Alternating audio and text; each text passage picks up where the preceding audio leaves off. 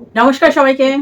আজকে আমি রিনা গো, life coach এবং কর্পোরেট ট্রেনার আবার আপনাদের কাছে এসে গেছি আজকের একটা নতুন টপিক নিয়ে আলোচনা করার জন্য। আচ্ছা, আজকের টপিকটা কি? আগস্ট মাস তো এসে গেল, তাই না? আগস্ট মাস এসে গেল। আপনার 2025-এর যে গোল সেট করেছিলেন মনে আছে জানুয়ারি মাসে? সেই গোল সেটিংয়ের সব পূরণ হয়ে গেছে কি? হয়নি? হাল ছেড়ে দিয়ে বসে আছেন? সেটা কি আপনার অবস্থা? যে ও তো প্রতি বছর এরকমই হয়, এরকমই হতে থাকবে, সেরকম অবস্থা নাকি আপনারও? যদি সেটা আপনার অবস্থা হয় তাহলে আজকের এই ভিডিওটা আপনার জন্য। ঠিক আছে? এই ভিডিওটাতে আমি বাংলায় হিলিং, মানে এই চ্যানেলের থ্রুতে আমি বাংলায় হিলিং, এনএলপি, লাইফ কোচিং এই ধরনের জিনিস শেখাই। আপনারা যদি চান যে আরও বেশি করে এই ধরনের ভিডিও আমি বানাই, তাহলে আমাকে উৎসাহ দিতে প্লিজ এই চ্যানেলটাকে সাবস্ক্রাইব করুন, লাইক করুন এবং অনেক অনেক বেশি লোকের সঙ্গে শেয়ার করুন তাদের সঙ্গে যাদের আপনারও মনে হয় যে কিছুটা আটকে আছে এখনও 2025-এর গোল অ্যাচিভ করতে। তাই 2025-এর গোল আমরা তো লিখে গেছি অলরেডি, কিন্তু হয়ে গেছে 8 মাস। 8 মাসে আপনি পড়িয়েছেন, আপনি এখন হতাশ হয়ে গেছেন, তাই কি? সেটা কি আপনার অবস্থা? আর তো মাত্র 4 মাস বাকি, আর কি করে হবে, কিছুই তো হয়নি, সেটা অবস্থা? যদি সেটা হয় তাহলে আমি আপনাকে বলছি সেরকম নিরাশ হওয়ার মতন করেও ব্যাপার নেই, এখনও সময় আছে, এখনও করতে পারেন এবং 4 মাসে সত্যি করা সম্ভব। ঠিক আছে? কীভাবে করা সম্ভব সেগুলো যদি জানতে চান তাহলে আমাকে ডিএম করবেন।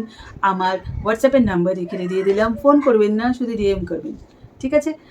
ডিএম করবেন কি 2025 গোল, সেটা ডিএম করলে আমি আপনাদের সঙ্গে সেশন করাবো।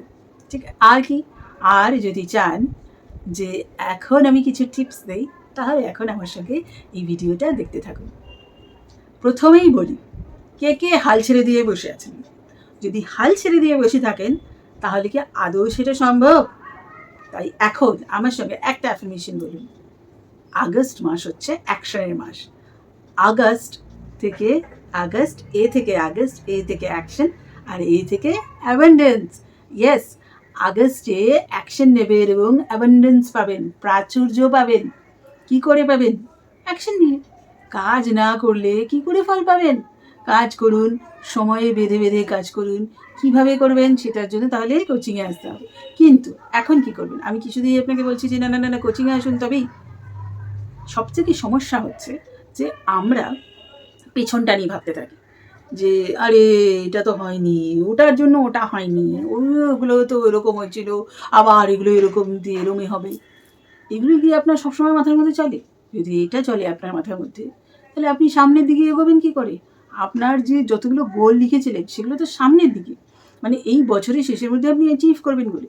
তো আপনি যদি সবসময় পিছনের দিকটা নিয়ে ভাবতে থাকেন আর আপনার গোলগুলো সামনে আছে, মানে আপনি যে দড়ি টানার মানে যে খেলা হয় না, যে দড়ি টানার, সে খেলার মাঝখানে আপনি দাঁড়িয়েছেন, সে মাঝখানের খুঁটিটা আপনি, সেরকমভাবে আপনি কী করে চলবেন? আর আপনার দড়িটা যদি ওই দিকে বেশি টানতে থাকতে তাহলে তো এইদিকেই হেলে যাবে খুঁটিটা, যাবে নাকি?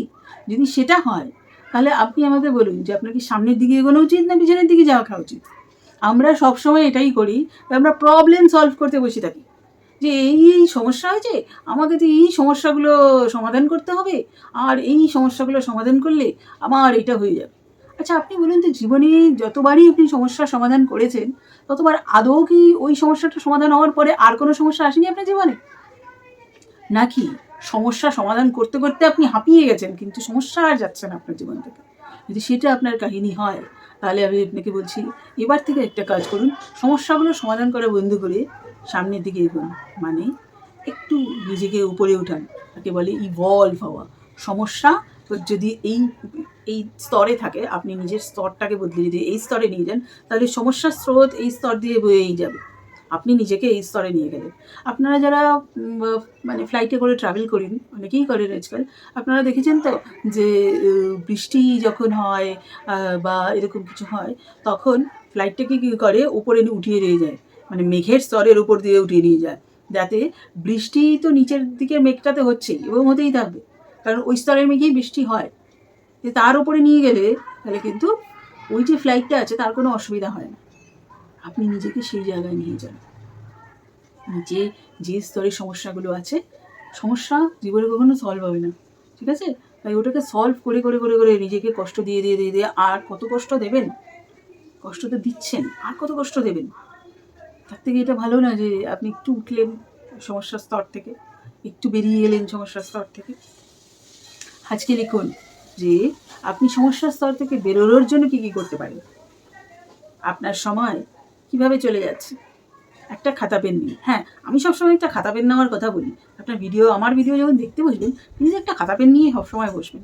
লিখুন যে কী কী আপনার গোল ছিল এবং কী কী গোল আপনার, কী কী সমস্যা আপনি মনে করেছিলেন বলে আটকে আছে, এবং সেই সমস্যার কথাগুলোকে ঠিক উল্টে দিন।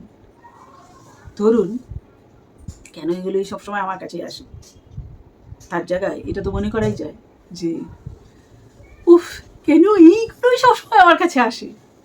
এইভাবে বলে দেখুন, আপনি নিজের সমস্যার স্তরটা থেকে উঠতে পারবেন। কারণ আপনি আপনার দুঃখী মোডটা একটু চেঞ্জ করে দিচ্ছেন। মানে হয় না যে এই যে এর যে মোড থাকে, বিভিন্ন মোড আমরা চেঞ্জ করি, তো সেই সেই জিনিসটাকে আপনি একটু চেঞ্জ করছেন। চেঞ্জ করে আপনি একটা খুশি মোডে চলে আসছেন।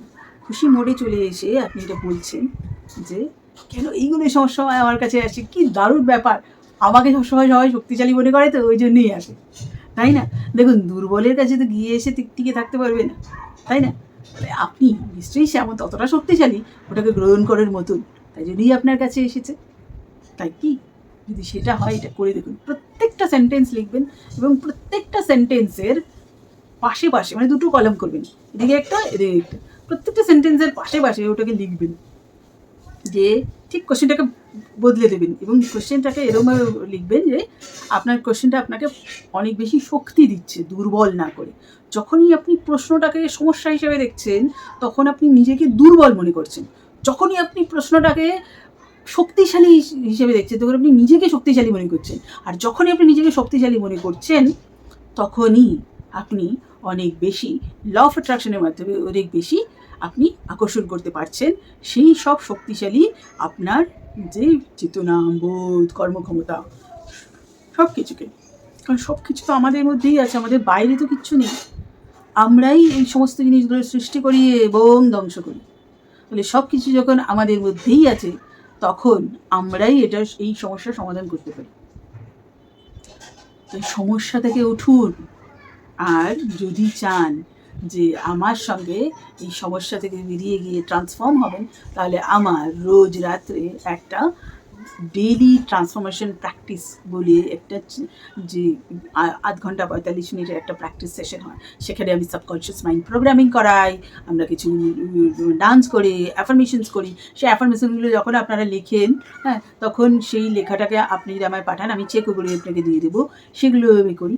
এবং আরও কী করি, এই প্রত্যেক দিন আমরা প্র্যাকটিস করে সাবকনশিয়াস মাইন্ড প্রোগ্রামিং করে আমরা প্রতিদিন একটু একটু একটু একটু করে ইভলভ হয়ে নিজেকে নতুনভাবে ট্রান্সফর্ম করে নিজেকে গিফট করি।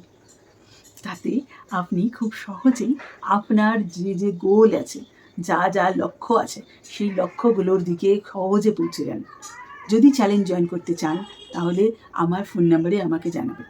ঠিক আছে, আজকে এই পর্যন্তই রাখলাম। আরও যদি বেশি বিশদে জানতে চান, আমার কাছ থেকে হিলিং বা কোচিং নিতে চান, অবশ্যই জানাবেন। শেয়ার করুন তাকে যার এখনও পর্যন্ত আটকে আছে লক্ষ্য পূরণ। আমার একটা মানি চ্যালেঞ্জ আসছে, ভীষণই 21 দিনের মানি চ্যালেঞ্জ, খুব কম টাকা রেখেছি তার জন্য। 499 rupees only 499 rupees for 21 days money challenge, money attraction challenge, money magnet বলে থাকে। সেইটাতে যাতে আপনি খুব সহজেই টাকাকে নিজের দিকে আকর্ষণ করতে পারেন, তার চ্যানেল জয়েন করতে চান, তাহলে মানি লিখে আমাকে ডিএম করুন বা কমেন্ট করুন। যদি করেন, আমি আপনাকে লিঙ্ক পাঠিয়ে দেবো। ঠিক আছে, আজকে এই অবধি রাখি এখন। বাই বাই, ভালো থাকবেন, অনেক অনেক সহজে আপনার লক্ষ্য পূরণ করে ফেলুন। ঠিক আছে, বাই।